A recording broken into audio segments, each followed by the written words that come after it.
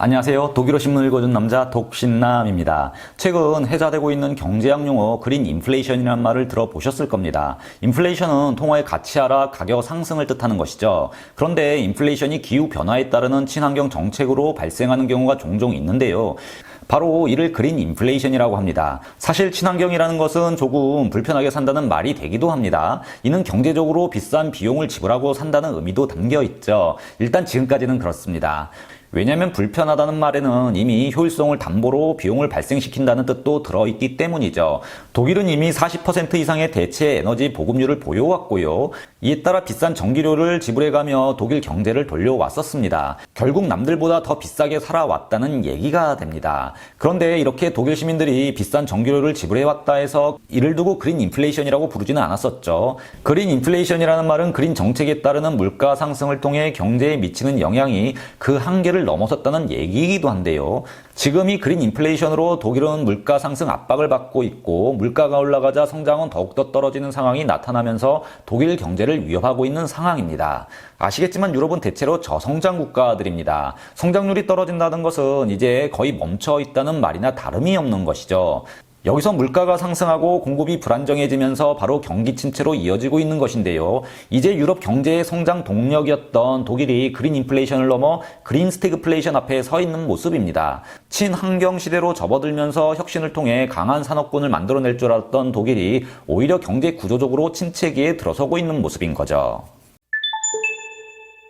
독일 유럽 경제일간지 한데스블라트는 2021년 10월 15일 가격은 올라가고 있고 성장은 약세를 보이고 있으며 이제 그린 스태그플레이션이 독일을 위협하고 있다는 내용의 기사를 보도했던 적이 있었습니다. 또한 전문 인력난에 시달리고 있는 독일은 에너지 정책 전환 앞에 서 있으며 노동시장에서 오는 인력난과 에너지 문제로 인해 장기간에 걸쳐 독일 경제가 침체기로 들어갈 수 있다는 내용을 전달하고 있습니다. 코로나 시기를 넘어가면서 지금 안 좋은 경제적 상황이 급진전되고 있는 중인 건데요. 사실 이런 모습은 그린딜 전략을 함께 공유하고 있는 유럽 경제의 전반적인 문제이기도 합니다. 왜 유럽 전반에 관한 문제인지는 다음 영상에서 더 자세히 다뤄보도록 하겠습니다. 기사는 독일을 위협하고 있는 스태그플레이션을 조명하기 위해 예전 경제사에서 독일 및 전 세계를 스태그플레이션으로 몰아넣은 1970년 오일 쇼크 시기를 소환하고 있는데요. 매체는 바로 이 스태그플레이션이라는 단어는 1970년대를 떠돌던 망령을 떠올리게 한다며 기사를 시작하고 있습니다. 당시 오일 쇼크는 전 세계 공업국가에서 모든 상품들의 가격을 급상승시켰고 이에 따라 경기 침체를 불러왔다고 설명하고 있습니다.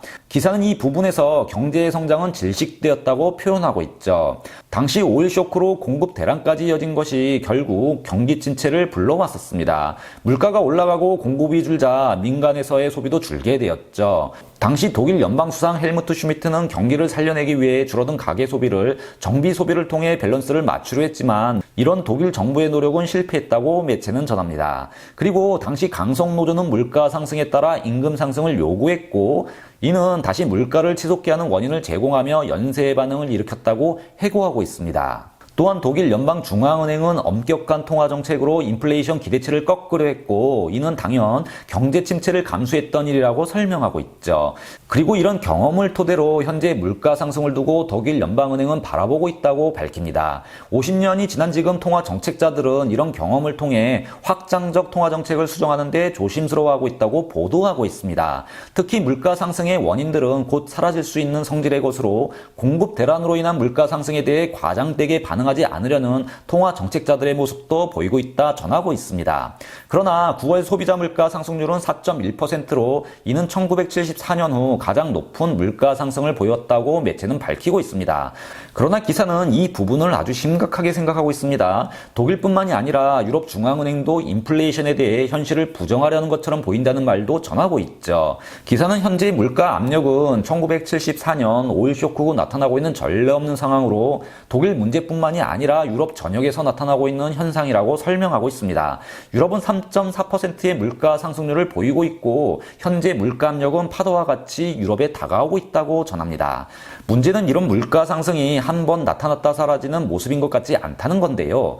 매체는 이를 두고 일시적인 현상이 아니라고 명확히 규정하고 있습니다. 그리고 유럽 몇몇 국가에서 공공서비스의 경우 물가 상승과 임금이 연동되어 있다고 설명합니다. 예를 들어 독일의 경우 노조들은 이미 인플레이션에 따른 임금 인상을 강하게 요구하고 있으며 건설 업종은 임금 인상을 두고 현재 노동투쟁을 예고하고 있다고 보도하고 있습니다. 그리고 이런 투쟁은 20년 만에 처음 있는 일이라고 설명하고 있죠.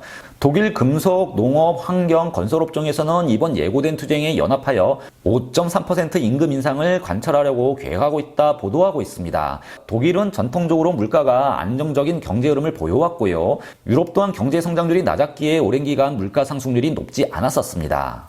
이렇게 각 산업 분야가 인플레이션과 임금이 바로 연동되도록 설계되어 있어도 그리 큰 부담이 아니었다는 말이 되죠. 그러나 오랫동안 경험해보지 못한 물가 상승 압박이 지금 노동시장으로 이어지고 있고 이는 다시 물가 상승을 견인할 수 있는 모습을 보이고 있는 겁니다.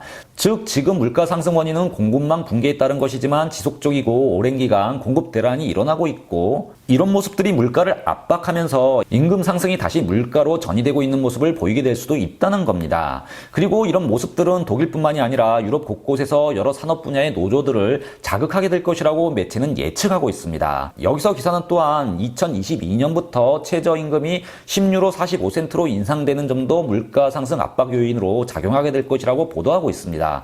그리고 앙겔라 메르켈 총리 후 새로 들어서는 독일의 연합정부는 앞으로 12유로로 최저임금을 인상하게 될 것으로 보인다고 기사는 밝히고도 있습니다. 독일은 3인당 올라프 숄츠가 총리직을 수행할 것으로 예측되고 있고요. 여당이 되는 3인당은 당연 공약을 구현하려고 들 것인데요. 지금 최저임금 인상 계획을 두고 기사가 이런 예측을 하고 있는 겁니다. 즉 최저임금이 상승된다는 것은 결국 전 업종에서 임금 상승이 나타나게 된다는 얘기이기도 합니다. 매체는 눈에 띄는 임금 인상이 또 다른 임금 구간에서 예상된다고 보도하고 있습니다. 또 이 인플레이션의 영향은 바로 주택 임대료로 이어지게 될 것으로 매체는 밝히고도 있는데요. 독일은 인플레이션을 계산해서 임대 기간이 어느 정도 지나면 임대인이 임대료를 인상할 수 있는 권한이 있습니다. 즉 주택 임대료도 인플레이션과 어느 정도 연동되어 있다는 것이죠. 매체는 주택 임차인들은 어느 정도의 임대료 인상을 계산하고 있어야 한다 설명하고 있습니다. 아시겠지만 독일 및 유럽은 전세 개념이 없죠. 자기 집 보유율도 상당히 낮습니다. 월세 개념에서 대부분 살아가고 있는 것인데요. 급격한 인플레이션은 바로 이렇게 고정지출에 해당되는 주택비용을 증가시킨다는 것이죠. 그런데 문제가 되는 것은 이뿐만이 아닙니다. 노동시장에서의 임금 상승 그리고 주택 임대료 상승 등은 지금 현재 몇몇 상품의 병목 현상으로 인한 물가 상승에 영향을 받고 있는 건데요. 그런데 물가를 계속해서 압박하고 있는 구조적인 이유가 또 있는 것이 문제인 겁니다. 바로 기후변화에 따른 유럽 정부의 친환경 정책 때문입니다. 기후 문제를 두고 더 이상 친환경 정책을 미룰 수 없다 판단하고 있기 때문에 시장에서 기후변화에 따라 시행되는 여러 정책들을 수정하거나 처리할 수도 없는 형국입니다. 그리고 유럽은 이제까지 이에 관한 엄청난 비용을 지불해왔고 투자 역시 많이 해왔죠. 즉 물가 상승은 필연이라는 것이죠. 매체는 경제 시스템이 기후변화에 대응하면서 몇몇의 상품들의 가격이 오르는 것은 당연하다고 보도하고 있는데요. 우선 탄소 배출 비용을 독일 정부는 계속해서 올려가고 있다고 밝히고 있습니다. 기사는 독일 정부가 석화에너지 소비를 비싸게 함으로써 이를 제한하려 하는 목적이 분명하다고 언급하고 있습니다. 이는 직접적으로 에너지 비용을 비싸게 하고요. 이에 따라 생산 비용이 올라가면서 상품 가격이 상승하게 될 것이라고 밝히고 있습니다. 즉 친환경 정책을 강하게 밀어붙일수록 물가 상승은 어쩔 수 없다는 것이죠. 이제 그린 인플레이션은 필연이라는 겁니다.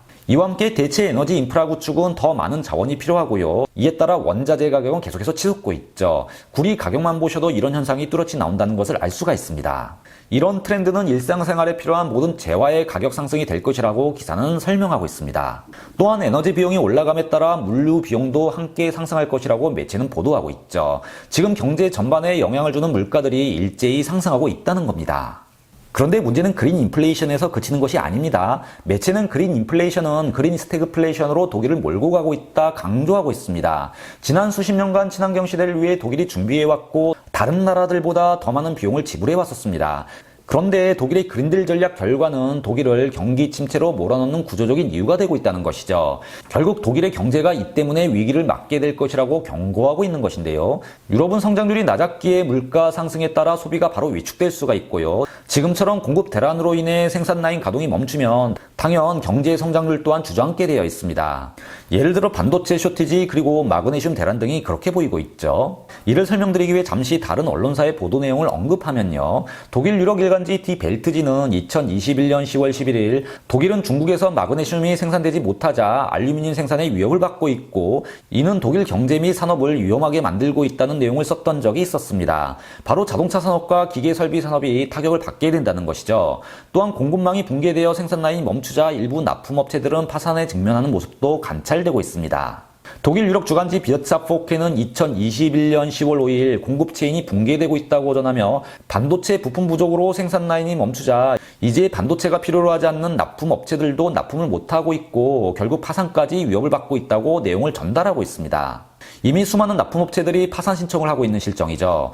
바로 이렇게 경기 침체로 이어지고 있는 모습이죠. 여기에 지금 물가 상승을 견인하는 그린 인플레이션은 구조적으로 자리 잡고 있다는 건데요. 즉 공급 대란이 사라진다 해도 물가는 상승할 것이고 이는 스태그플레이션을 촉발시킬 수 있다는 예측이 유효한 겁니다. 물론 부정적인 모습만 있는 것은 아닙니다. 친환경 정책을 밀어붙일수록 혁신도 가속화되겠죠. 그래서 믿을 수 있는 것은 혁신밖에 없다는 말이 나오고 있는데요. 매체 한데스블라트는 유럽 및 독일이 친환경 정책을 구현한다 해도 전 세계를 구할 수는 없을 것이라고 단언합니다. 하지만 이 과정 중 독일은 친환경 산업에 대한 혁신을 통해 새로운 성장 동력을 확보할 수 있다는 희망을 내놓고 있습니다. 그런데 기사는 동시에 기대만큼 될까 하는 의구심도 던지고 있죠. 매체는 이는 가능성일 뿐이지 시장이 어떻게 변화할지 알 수 없기에 확실한 것은 아니다 주장하고 있습니다. 그리고 여기서 잘못된 기대와 결정은 독일 경제와 사회에 치명적인 결과를 또 함께 할 수 있다고 전하고도 있죠. 친환경 정책이 새로운 성장 동력이 될 수 있는 개런티 보장은 없다고 기사는 강력히 주장합니다.